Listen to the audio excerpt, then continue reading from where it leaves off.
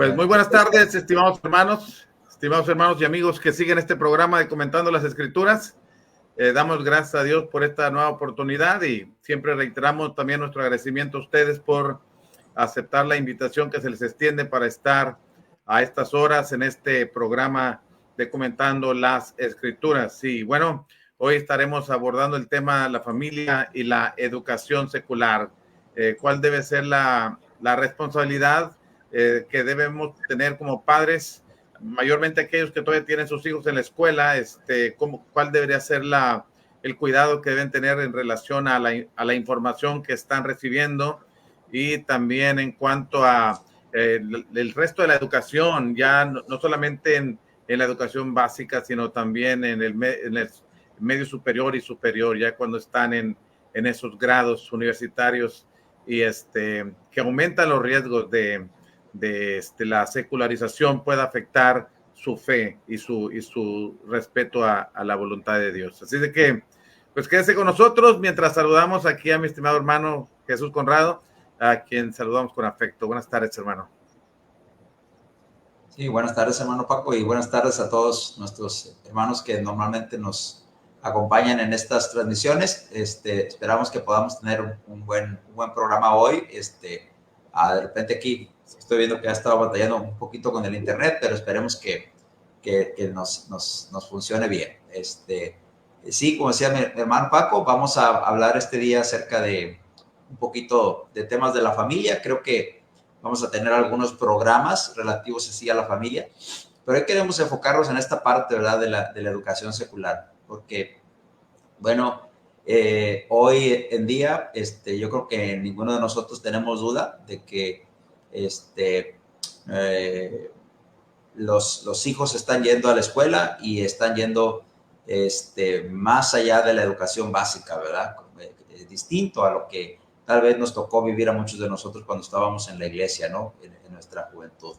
Ahora nuestros hijos van a la universidad, tratan de estudiar secularmente muchas cosas, y hay mucho positivo en ello, pero también hay cosas que son negativas, ¿no?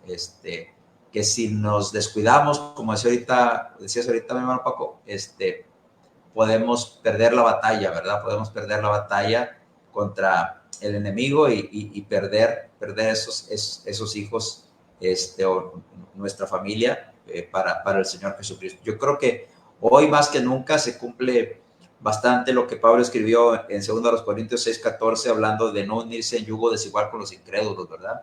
Pablo no está diciendo que no nos unamos en yugos con los incrédulos, siempre nos vamos a unir con el mundo incrédulo, de una o de otra manera, estamos en el mundo, ¿verdad? Pero el problema es cuando el yugo se vuelve desigual. Y hay muchas cosas en la educación secular que son desiguales en cuanto a nuestra fe, ¿verdad? En cuanto a lo que representa lo que Dios dice sobre la familia, lo que Dios dice sobre las personas, sobre nuestra conducta moral, y es donde nosotros tenemos que poner mucha atención. Así que quédese con nosotros, hay mucho que platicar sobre este tema, y bueno, ojalá que sea de bendición, ya sea que lo vea ahorita en vivo o que lo vea posteriormente, pero duda alguna que habrá algunos buenos consejos que salidos de la palabra de Dios nos van a ayudar a enfrentar esta situación.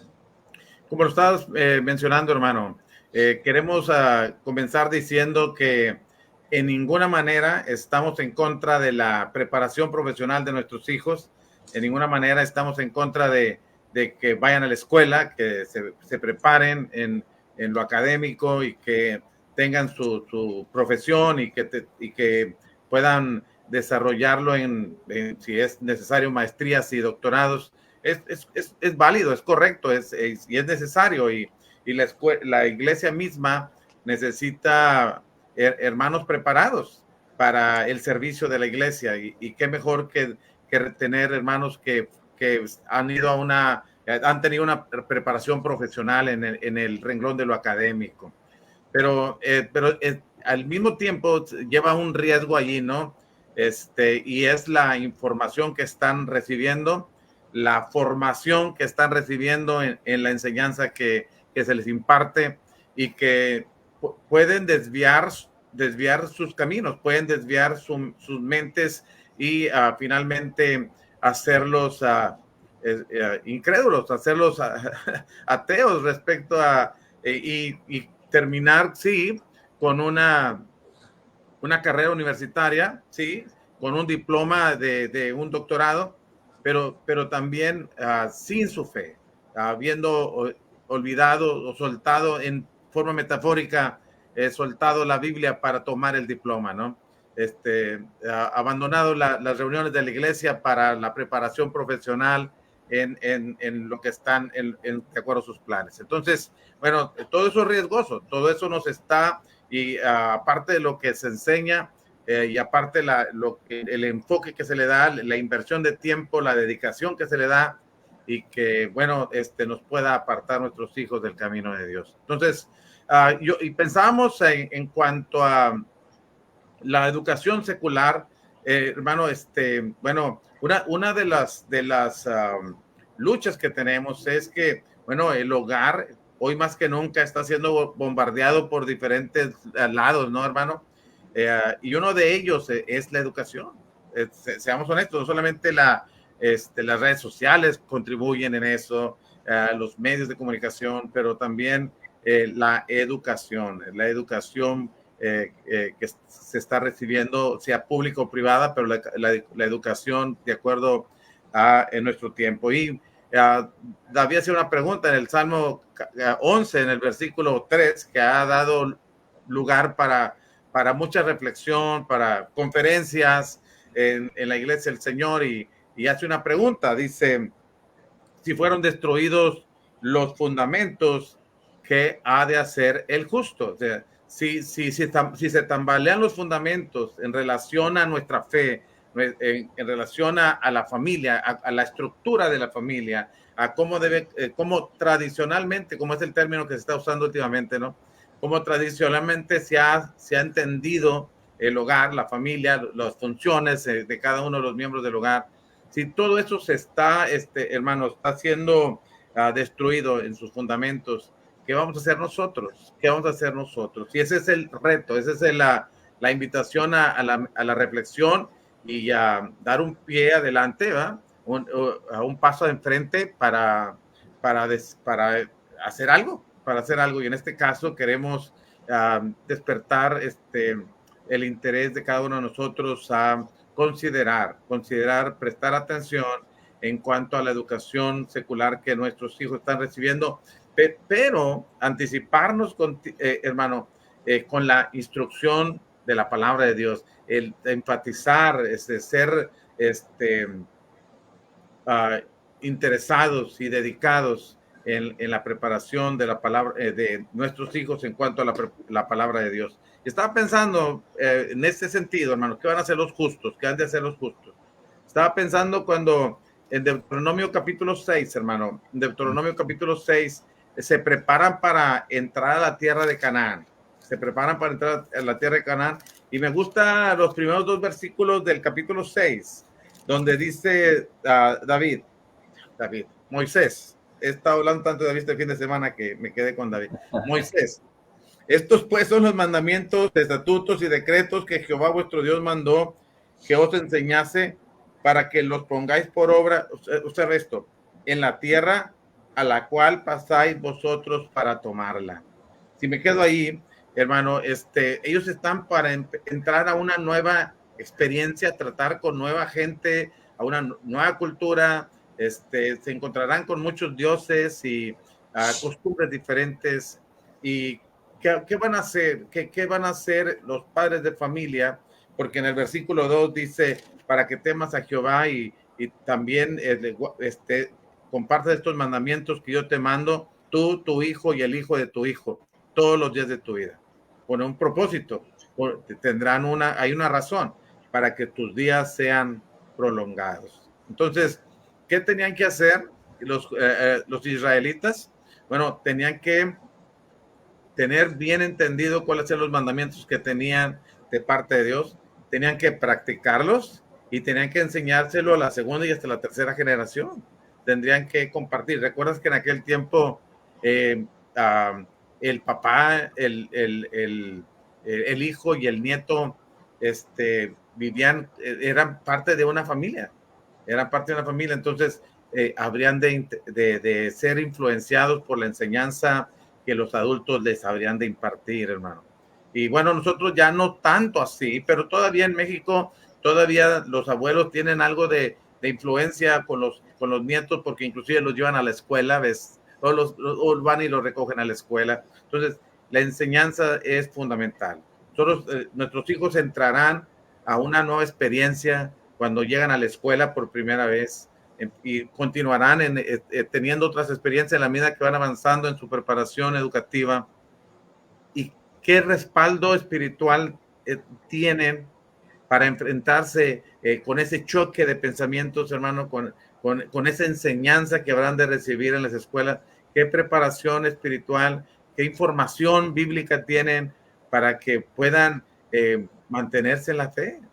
Para que puedan mantenerse en la fe y no terminen cediendo a la experiencia que van a tener y que va en contra de la voluntad de Dios. Se pensaba en esas cosas para entrar, hermano, en la conversación y ver que la preparación bíblica para nuestros hijos no empieza cuando son jóvenes, hermano.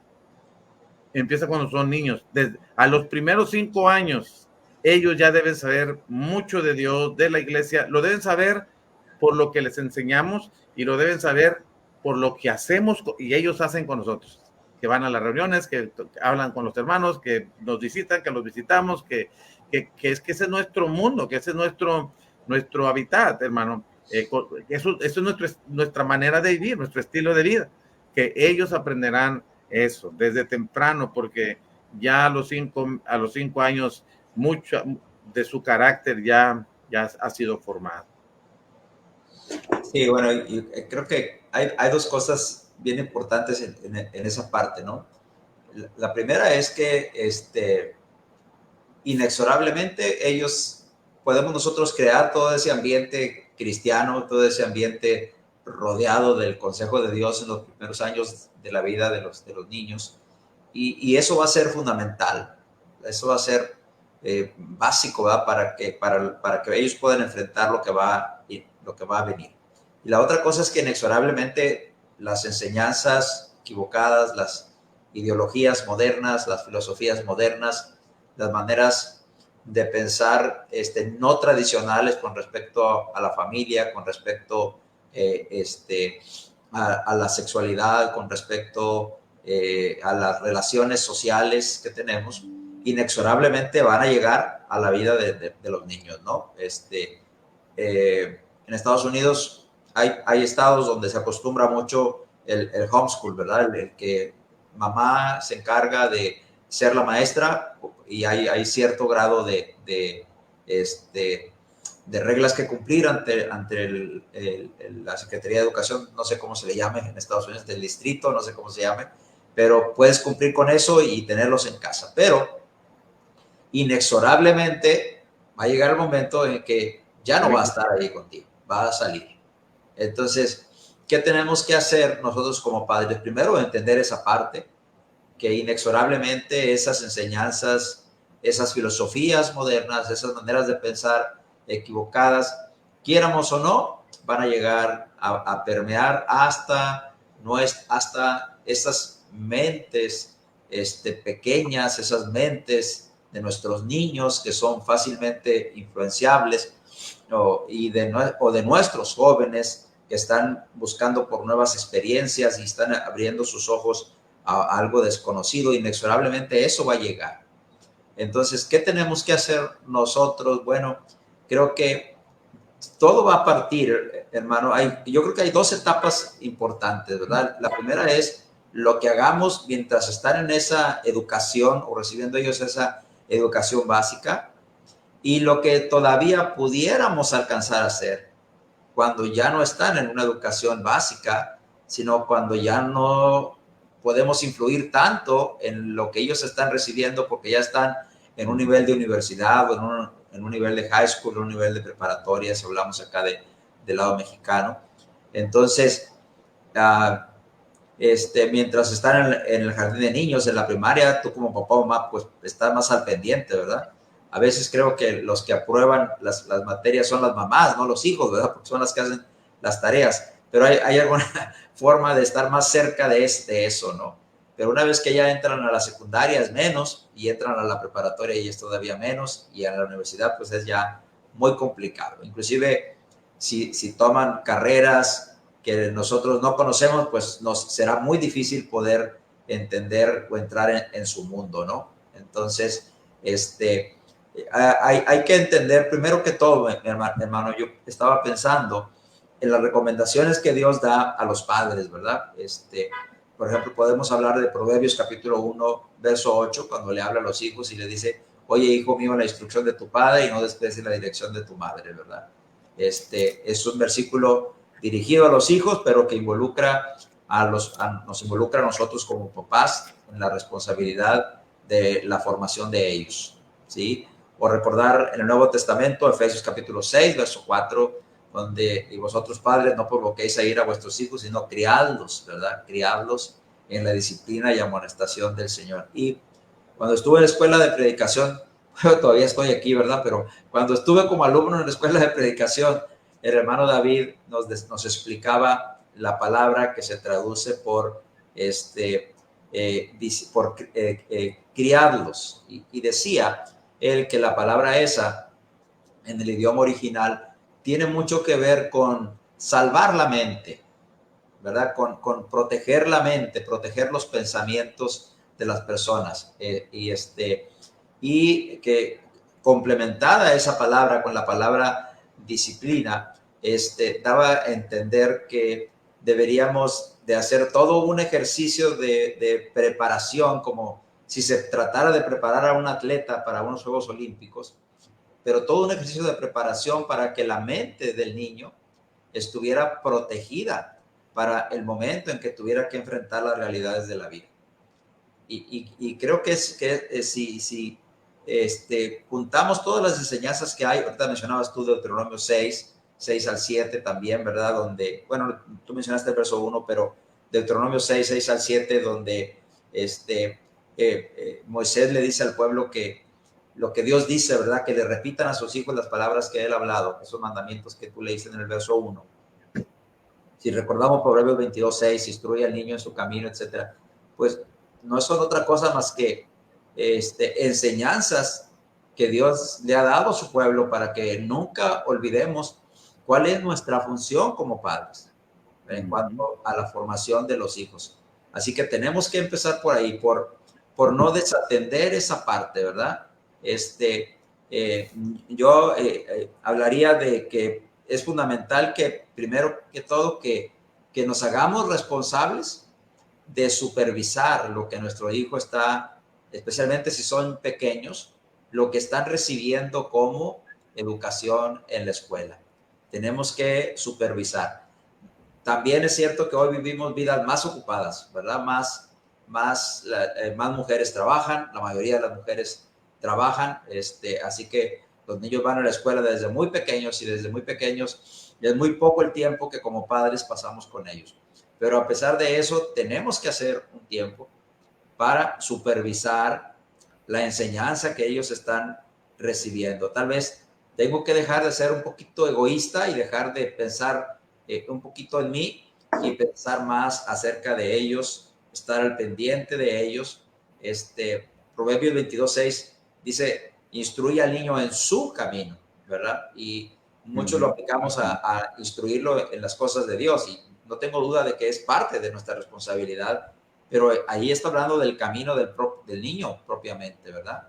Creo que una probable interpretación de esto es que el proverbista está diciendo que instruyamos al niño en el camino por el que él va andando, en su propio camino, ¿verdad? Unos son de una manera, otros son de otra manera, pero no tenemos que estar al pendiente de cuál es el camino que está tomando. Eso lo vamos a hacer a través de una supervisión. Tristemente, y hay que decirlo con todas sus palabras, ¿verdad? El sistema educativo que tenemos es corrupto, ¿verdad? Moralmente, en el sentido de lo que se enseña. Entonces va a ir en contra de la moralidad que Dios dice, que Dios enseña en las Escrituras. Acuérdense que Pablo dice a los efesios que ellos estaban muertos sus delitos y pecados porque andaban siguiendo la corriente de este mundo conforme al príncipe de la potestad del aire, ¿no? O sea, lo que sigue este mundo, las modas, los principios, los rudimentos de este mundo, están bajo el dominio de Satanás. Entonces, los padres cristianos tenemos que hacer un esfuerzo por supervisar qué está pasando, ¿verdad? Con la educación secular de mi hijo, qué es lo que él está recibiendo como enseñanza para saber cómo voy a reaccionar yo con la palabra de Dios y corregir lo que no esté bien, ¿no? Yo creo que tienes razón, hermano. Tienes razón en cuanto a el interés que debe haber en los padres, independientemente de la ocupación que tengamos, ¿no? Las muchas ocupaciones que tengamos, yo creo que dentro de las cosas que nos deben preocupar y ocupar deben ser la educación de nuestros hijos, siempre, ¿no? Yo estaba acordándome ahorita que estabas hablando del interés de la supervisión de la educación de nuestros hijos cuando fuimos mi esposo y yo a la universidad a ver cómo iban nuestros hijos en la escuela, y nos dijeron, no le podemos dar información a usted. Digo, pero son nuestros hijos. Digo, no importa. Digo, yo todavía los mantengo, viven en mi casa, yo creo que tengo algún derecho. Entonces, es una plática nada más, no estaba.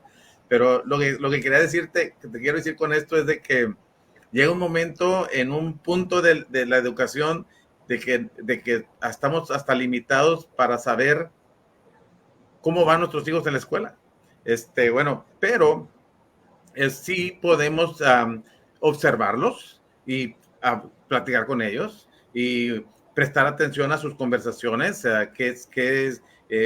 tú sabes que en las conversaciones uno puede identificar qué inclinaciones tiene, cuáles son sus pensamientos, qué es lo que está aprendiendo en la escuela y qué nuevas formas de pensar está teniendo ahora, ¿no? En la medida que tenemos conversaciones con ellos.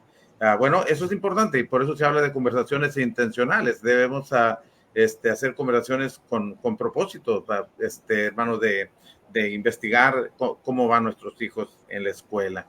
Y, por ejemplo, bueno, tú comentabas que hay muchas cosas que se promueven o se enseñan y se promueven para ser aceptadas en los niños, en los adolescentes, en los jóvenes, y dicen que el mejor lugar para sembrar nuevas ideologías, hermano, es la escuela. Es la escuela, ese lugar, el comunismo nació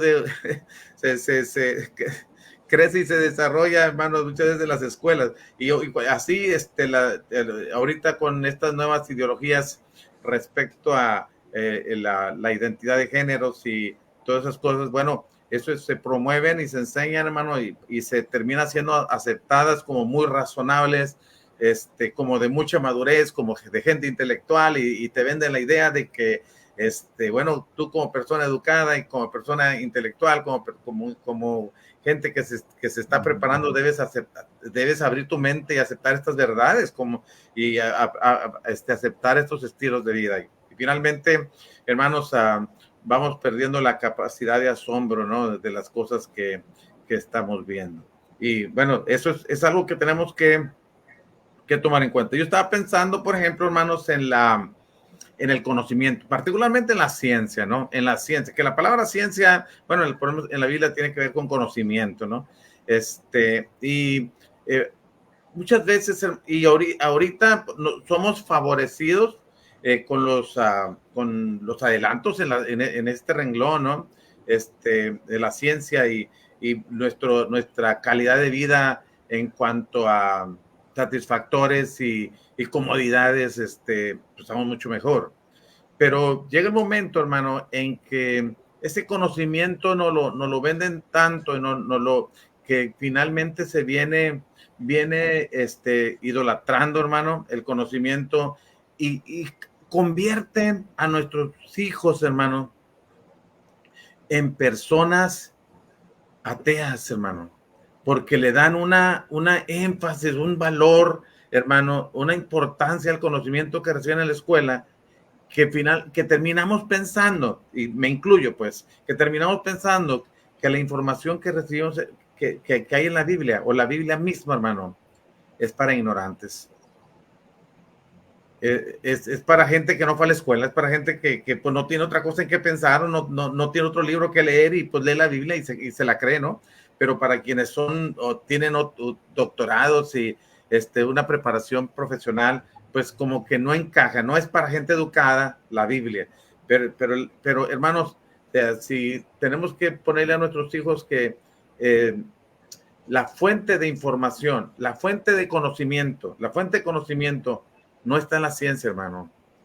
La fuente de conocimiento en completo no está en Dios, porque si lo miramos en el tiempo cronológico, hermano, el conocimiento empieza con Adán y Eva, ¿no? En el ser humano, estoy hablando como el ser humano, llegando a conocimientos por experiencias personales y a investigación personal.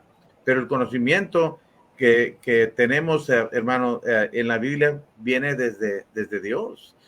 Dios es la fuente de todo conocimiento. Y estaba pensando por ejemplo, en Colosenses capítulo 2, versículo 3, cuando el apóstol Pablo insiste a nuestros hermanos en para que nadie os engañe, insiste esa es su preocupación, ¿no? Que no sean engañados. Y él dice en Colosenses 2:3 que en Cristo está toda la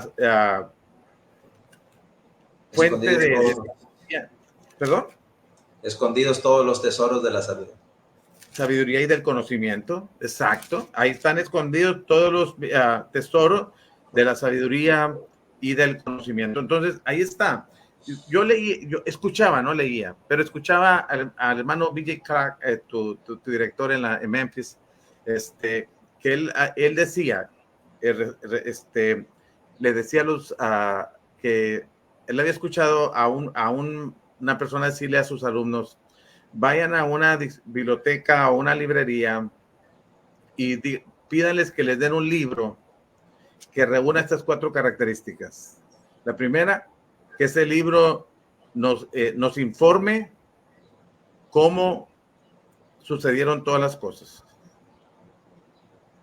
Pero no solamente cómo sucedieron, o sea, su origen, sino para qué existe todo lo que existe. Y la tercera cosa que debe informar ese libro es cuál será el fin de todo lo que existe. Y una cuarta cosa más, que el autor de ese libro haya estado allí cuando todo comenzó. Habrá un libro que reúna esas 4 características, que nos informe cómo empezó todo, para qué existe todo lo que existe, cuál será el fin de todo lo que existe, y que el autor de ese libro haya estado ahí cuando todo comenzó. ¿Cuál es ese libro que tenemos? ¿Cuál es ese recurso que tenemos? Único libro que tenemos que pueda reunir esas cuatro demandas. La Biblia. Después de ese libro no tenemos otro, porque los filósofos tratan de contestar algunas de las preguntas. La ciencia trata de contestar cómo empezó todo. Los filósofos tratan de contestar para qué estamos aquí, pero no pueden contestar cuál será el fin de todas las cosas, y sobre todo que el autor de ese libro haya estado ahí cuando comenzó todo. Entonces, la Biblia es la fuente de ese conocimiento, hermano. Si hemos de gloriarnos, que nos gloriemos en Dios, como dijo Jeremías, pero también gloriarnos en el conocimiento de la palabra de Dios. Estoy usando el término gloriarnos porque es bíblico y en el sentido de sentir mucha satisfacción de tenerlo. ¿Me entiendes? Es importante ese conocimiento que nuestros hijos no deben subestimar cuando llegan a ser adolescentes, jóvenes y universitarios, sino que deben seguir teniendo sus ojos puestos en la palabra de Dios, seguir informándose de la palabra de Dios. No obstante que van a oír de la evolución y van a oír del Big Bang y van a oír de los millones de años para que la evolución pueda ser aceptada de la vida en la tierra. Pero, hermanos, que finalmente sigamos leyendo Génesis capítulo 1 y sigamos aceptando lo que leemos en este santo libro. Amén. Y bueno, y pensando en eso, bueno, pues decía ahorita, hablábamos de poder lograr que haya una supervisión, ¿verdad? Y desde luego sabemos que la Escritura es la que nos va, es la fuente donde está todo el conocimiento. Pero entonces, bueno, esto representa, hay un reto para dos tipos de personas aquí en cuanto a esto. En primer lugar, para nosotros como padres, ¿verdad? O sea, podemos supervisar y podemos darnos cuenta de que hay cosas que no encajan bien con la manera normal en la que hemos sido educados y formados de acuerdo a la palabra de Dios. Pero, ¿cómo podemos rebatirlas, verdad? ¿Cómo podemos argumentar en contra de ellas? Entonces viene la responsabilidad personal como padres de conocer el mensaje de la palabra de Dios. El salmista escribió en el Salmo 127:1: si Jehová no edificare la casa, en vano trabajan los que la edifican, ¿verdad? Si no acudimos a la fuente de donde están escondidos todos los tesoros de la sabiduría y del conocimiento, que es Cristo, en vano es todo lo que hagamos, ¿no? O sea, necesitamos volver a esas bases, volver a esos principios de la sabiduría divina, de la guía de Dios para la familia, y dejar que sea Dios el que edifique nuestra casa, ¿verdad? Pero para eso necesito conocer la palabra de Dios. Entonces, como padres también existe el reto, no solamente de supervisar, sino también el reto de poder orientar y enseñar correctamente con la palabra de Dios.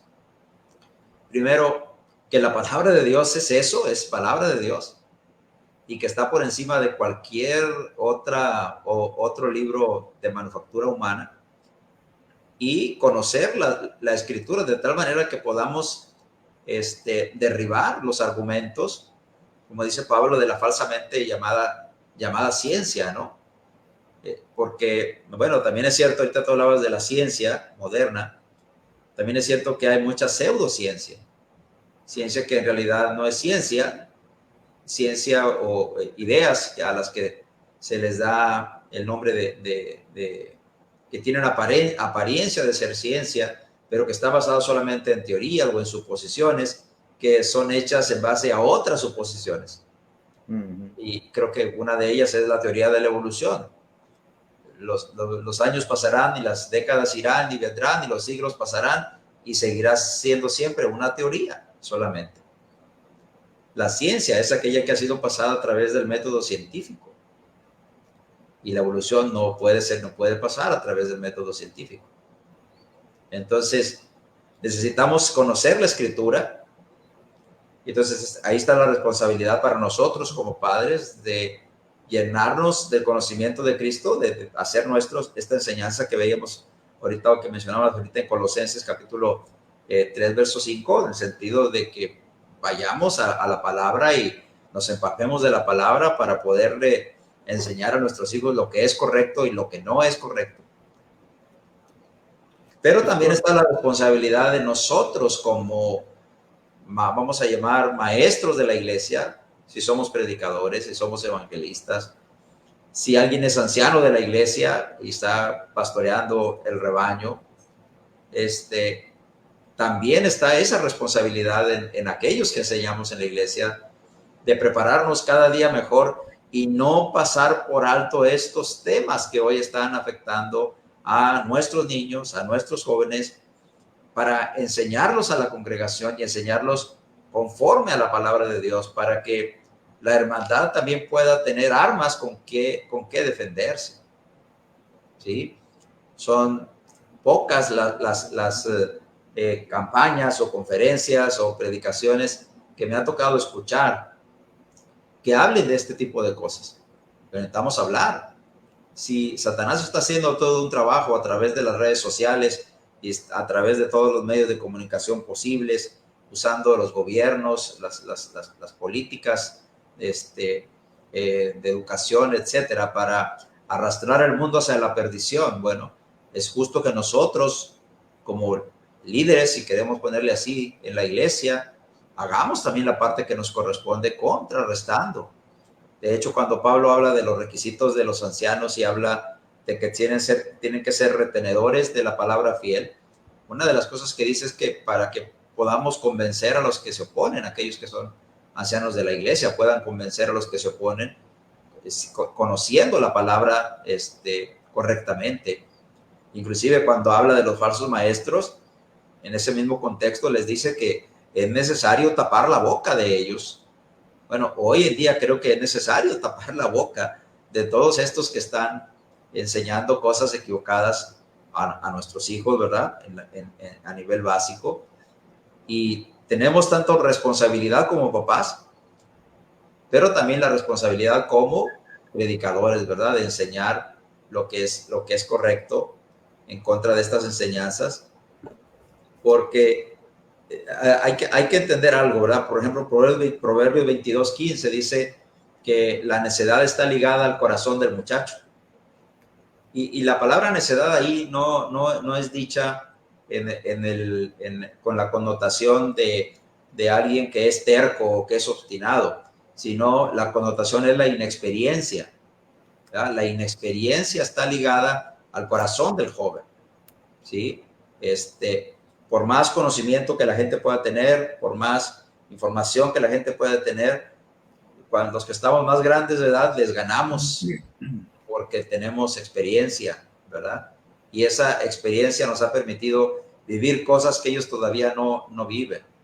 Entonces, no hay que olvidar esa parte, que los niños son inexpertos, nuestros jóvenes son inexpertos y necesitan una buena orientación de parte de nosotros como padres, la familia, pero también de nosotros como predicadores, como ancianos, como líderes, como maestros, como lo que quieramos llamar dentro de la congregación en la que nos reunimos, ¿no? Las malas influencias promovidas por estas ideologías, lo único que desean es echar por tierra lo que Dios construyó. Hace algunas semanas me invitaron a dar una clase donde se trataba de hablar del matrimonio. Yo hablé acerca de lo que es el matrimonio, pero también había que hablar de lo que era el divorcio. Y bueno, cuando hablé del matrimonio, lo primero que dije es que el matrimonio es una obra de Dios. Entonces, el divorcio, puesto que es la ruptura del matrimonio, entonces el divorcio es destruir la obra de Dios. Entonces, es lo mismo en este caso, ¿verdad? La familia, como la conocemos hoy día, es obra de Dios. Cuando vamos a querer cambiar lo tradicional de la familia, es destruir la obra de Dios. Y Satanás eso es lo que desea, ¿no? Entonces necesitamos ser sabios. Y el escritor, el proverbista Salomón dice que el principio de la sabiduría es el temor de Jehová. Todo empieza porque inculquemos primero en nosotros y también en nuestros hijos el temor hacia Dios, ¿no? Y que haya no solo supervisión, sino también una orientación correcta de acuerdo a la palabra de Dios. Pero para eso, pues tiene que haber una preparación en nosotros cada día mejor para que podamos tener armas contra lo que Satanás está usando hoy día, ¿no? Tú estabas hablando de ideologías, y pues hay muchas, ¿no? Pero estaba pensando, por ejemplo, en el humanismo, esa ideología que tú la puedes ver manifestada en casi todas las cosas, ¿no? En la política, en la televisión, en las películas, en la escuela inclusive, que es el punto que estamos viendo aquí, ¿no? Que la educación secular por eso es secular, porque no tiene, y el humanismo es la preocupación del hombre por atender sus propias necesidades sin que intervenga Dios. O sea, que sea centrado todo en relación al hombre, que sea antropocéntrico en vez de ser teocéntrico, ¿no? Que sea Dios el centro de todas las cosas. Sin embargo, el apóstol Pablo, hablando del humanismo, hermanos, no es su tema el humanismo, pero aplicado perfectamente a lo que es el humanismo. El Romanos capítulo 1, hermano, en el versículo 22 al versículo 25, particularmente el 25, pero dice, profesando ser sabios se hicieron necios y cambiaron la gloria del Dios incorruptible en semejanza de imagen de hombre corruptible, de aves, de cuadrúpedos y de reptiles, por los cuales Dios también los entregó a la inmundicia en la concupiscencia de sus corazones, de modo que deshonraron entre sí sus propios cuerpos. Y este es el punto. Ya que cambiaron la verdad de Dios por la mentira, aquí, honrando y dando culto a las criaturas antes que al Creador, el cual es bendito por los siglos de los siglos. Se supone que las criaturas deben honrar al Creador, deben honrar a quienes nos creó, pero sin embargo ahorita el culto y la honra se le da a la criatura, ya no es qué quiere Dios, qué le agrada a Dios, qué desea Dios, qué manda Dios, sino qué quiere el hombre, qué le agrada, qué desea. Y en la intención de satisfacer los gustos de los hombres nos hemos ido ya muy lejos, hermano.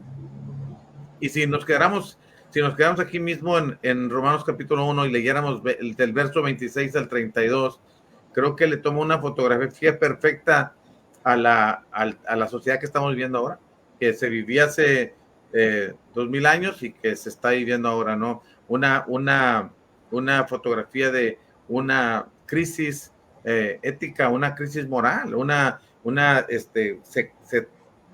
cambio de muchas cosas, cambiar la verdad, cambiar la gloria de Dios por la que le corresponde a Dios, dársela a las criaturas y después cambiar el uso natural de las cosas y perder, hermanos, perder el sentido de quiénes somos, ¿no? Y aquí es donde dice, de igual modo, en el del verso 26, por eso Dios los entregó a pasiones vergonzosas, pues aún sus mujeres cambiaron el uso natural. Si miramos la palabra cambiar aquí, se cambia la verdad de Dios, se cambia a quien debemos adorar, y cuando se cambia la verdad y se cambia a quién debemos adorar, también se cambia nuestro estilo de vida, cambiamos hasta las cosas que son naturales, el uso natural, como dice aquí el texto, ¿no? Entonces, ¿a qué punto podemos llegar? ¿A qué punto hemos llegado? Y hasta dónde vamos a llegar, ¿no? Por no por querer desear satisfacer todo lo que el hombre quiere. Y límites, hermano, no lo sabemos. El ser humano no sabe de límites. Siempre le puedes poner una límite y queremos ir más allá de eso, y queremos ir más allá de eso.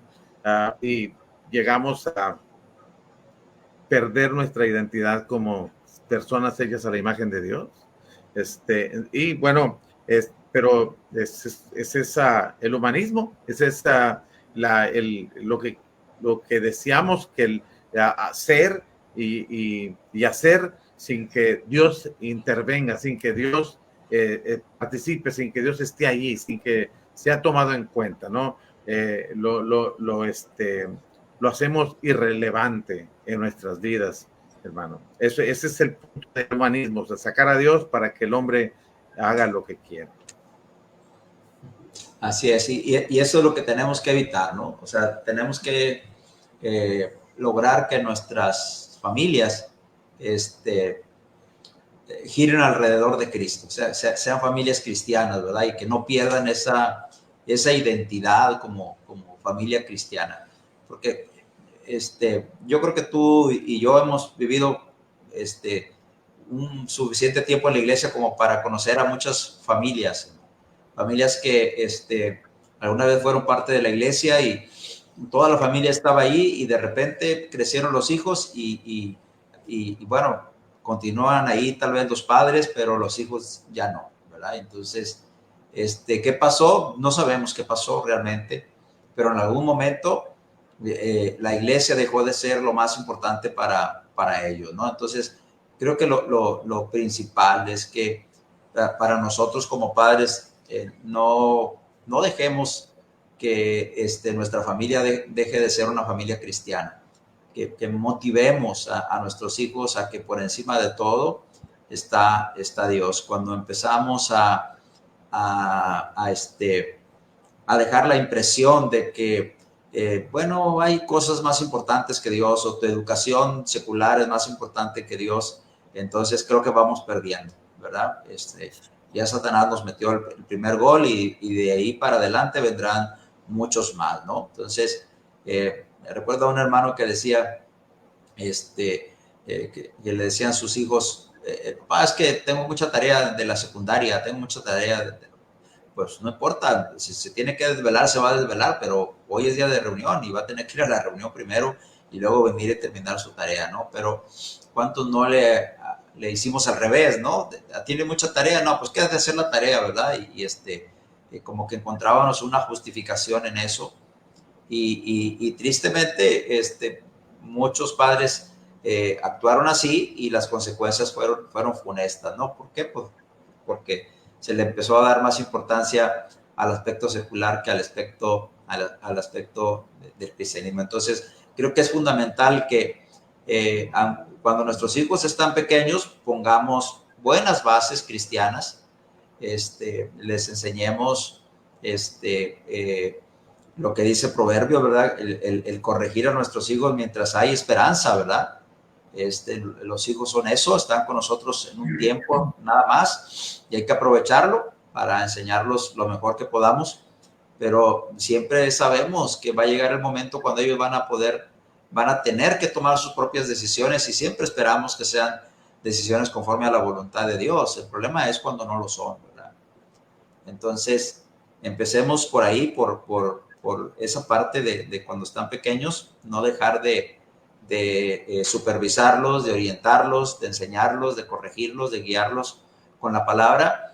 Y cuando lleguen a la juventud, bueno, pues hagamos todo lo que esté a nuestro alcance por seguir impulsando esas bases o esos principios cristianos. A mí me gusta mucho el ejemplo de José, porque creo que en el Antiguo Testamento, el hijo de Jacob, porque creo que encaja perfectamente en la juventud de hoy día, ¿no? De cómo nuestros jóvenes de niños fueron excelentes niños en la iglesia, todo el mundo hablaba maravillas de ellos, pero crecieron, se tuvieron que ir a la universidad y se olvidaron, ¿verdad? Se olvidaron de Dios, ¿no?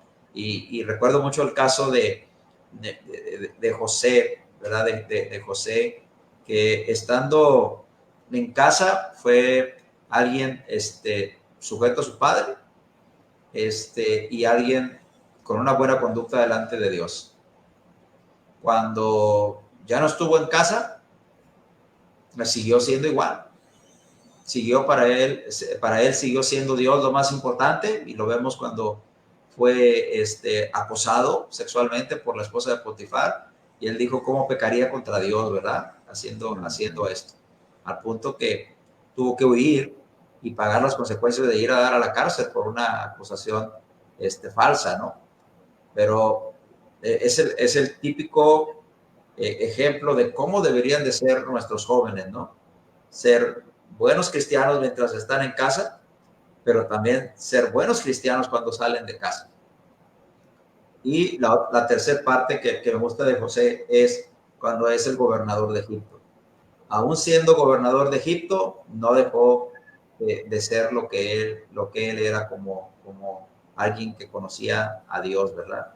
Entonces, hoy algunos de las personas que conocimos alguna vez, que fueron niños alguna vez y que estuvieron en la iglesia y que, bueno, parecían realmente que iban a poder ser muy útiles en el reino, crecieron, fueron a la universidad y tal vez intentaron en algún tiempo hacer la voluntad de Dios, pero finalmente el enemigo les ganó y los desvió. después les fue bien, triunfaron, son excelentes profesionistas, tienen excelentes trabajos, les va súper bien, pero se han olvidado de Dios. Imagínate si todos esos jóvenes que alguna vez estuvieron de niños en la iglesia, crecieron en la iglesia, salieron de casa, fueron a la universidad, se prepararon, les ha ido bien en la vida. Imagínate lo que pudieran hacer si regresaran a los pies de Dios. Exacto, exacto. ¿Cuántas cosas buenas pudiera hacer la iglesia, más de las que hace ahorita, con la ayuda de ellos? ¿Verdad? José es un ejemplo tremendo de eso, ¿verdad? Cómo bendijo a toda una nación a causa de su buen comportamiento. Fíjate, la base estuvo en no perder la esencia de lo que él era, ¿verdad? Él jamás perdió eso. Como ponen a veces algunos posts ahí en Facebook, ¿no? José salió de su tierra para ir a Egipto, pero Egipto nunca estuvo en el corazón de José, ¿verdad? Dice, no me acuerdo ya bien cómo dice, ¿verdad? Pero algo parecido a eso. Lo que quiere decir es que no se contaminó con lo que había en Egipto. Daniel es otro buen ejemplo de eso, ¿no? Pero a lo que voy, hermano, es a que es complicado ya estando en la universidad el poder tener un control como lo tuvimos de niños, pero aún en medio de eso, hay que seguirles insistiendo que no pierdan su esencia de lo que son, de lo que conocen, de lo que han aprendido acerca de Dios. ¿Sí? Una vez conocí a un hermano que había platicado con un joven y este joven le dijo, bueno, es que yo no creo en Dios, es que yo investigué y me he dado cuenta que Dios no existe. Entonces el hermano le dijo, es que tú investigaste por qué Dios no existe.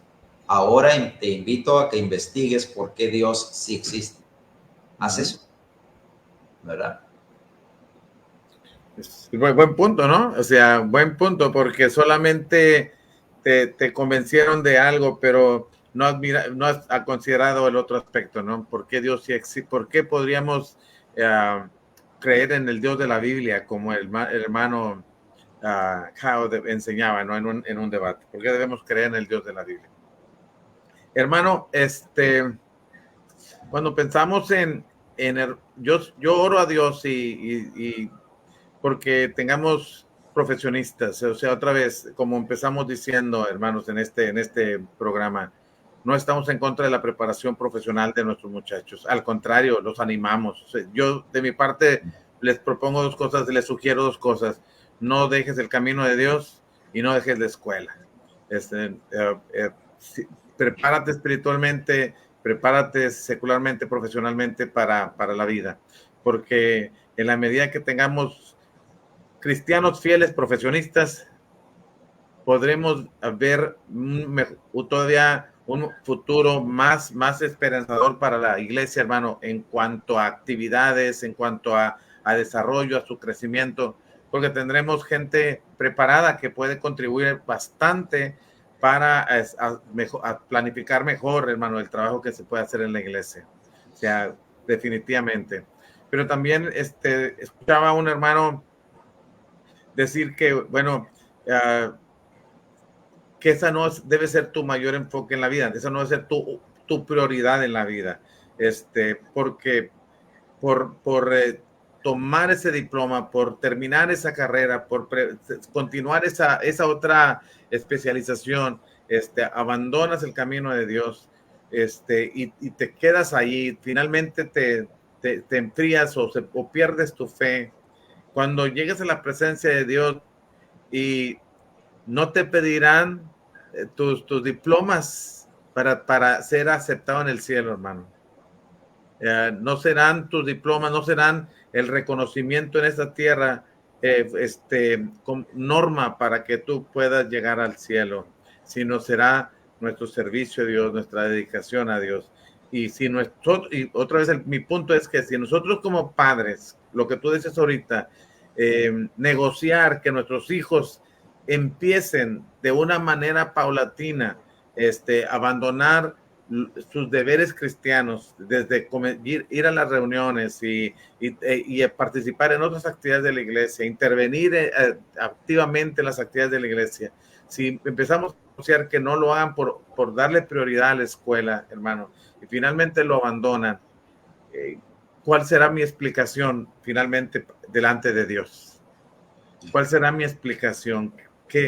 ¿Por qué? ¿Qué fue lo que pasó?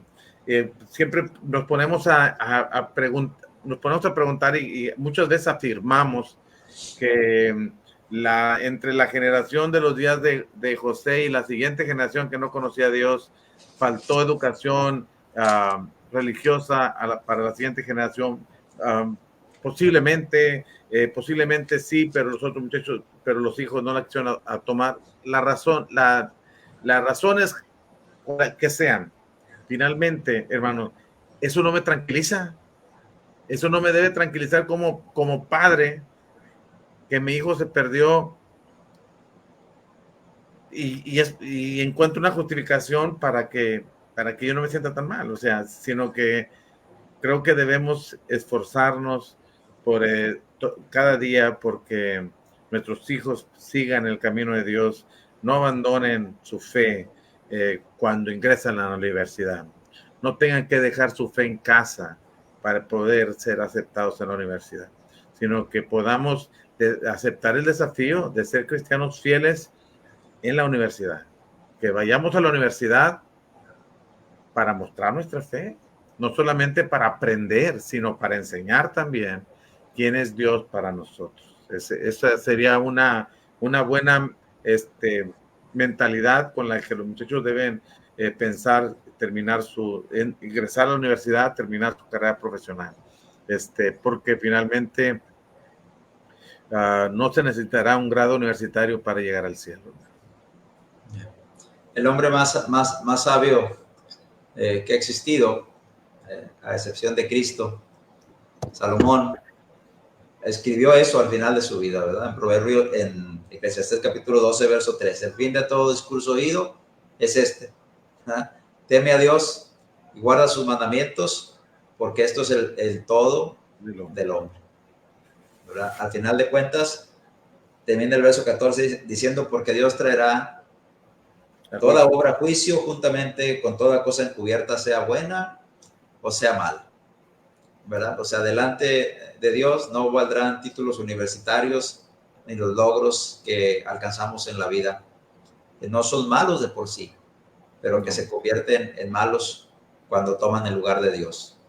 Por eso el Eclesiastés, tratando de investigar cuál era el propósito del hombre debajo del sol en este mundo, llegó a esta conclusión: que lo mejor que podría hacer el hombre era temer a Dios, guardar sus mandamientos, y esto es la parte más importante de la vida del hombre, ¿no? Por eso el Señor lo enseñó diciendo que ganar el hombre, ¿de qué le sirve el hombre, verdad? Si gana el mundo entero, pero pierde su alma, ¿no? Entonces, pues Dios nos dé sabiduría, hermanos, para poder primero, si tenemos hijos pequeños, poder guiarlos, tenemos nietecitos, poder guiarlos, sentarles buenas bases cristianas, poder contrarrestar esa educación secular que está desviándolos, llevándolos a través de ideologías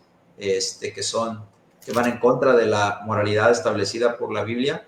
Y si tenemos hijos ya jóvenes que están yendo a la universidad, Dios nos dé sabiduría también para poder orientarles, poder decirles palabras, tener acciones que les ayuden a ellos a ver que lo más importante en la vida pues es Dios. Que deseamos que les vaya bien en la vida, desde luego que sí, pero en realidad lo mejor de todo es cuando nos va bien en la vida, materialmente, pero nos va todavía mejor espiritualmente, ¿verdad? Eso es lo que deberíamos de buscar. Pues, hermano, gracias, hermano. ¿Nos tengas algún último comentario? No, nada más desear que tengan un feliz inicio de semana a todos los que nos escuchan y nos escuchen después, y pues les esperamos el próximo lunes. Muchas gracias por estar con nosotros. Dios les bendiga. Saludos a todos aquellos que se conectaron con nosotros. Hermano Isaac Franco, Ismael Franco también, hermana Rosa Arias, hermano Francisco Kawich, de allá de Campeche, la hermana Adriana Luna. Saludos, hermana, también para su esposo. La Iglesia de Cristo en Punta Esmeralda. Víctor González Amador, hermano Ezequiel, saludos mi hermano Ezequiel, Griselda González, Juan Carlos Villa, Norma Fallas, nuestro hermano Rubén Medina, Isaías Quintanilla, Antonio Juárez y muchos otros más. Muchas gracias, hermanos, por estar con nosotros. Dios les bendiga, tengan una bonita semana y bueno, Dios mediante la próxima semana estaremos nuevamente aquí para un programa más con respecto a la familia en estos streamings de Comentando las Escrituras. Dios les bendiga, hermanos.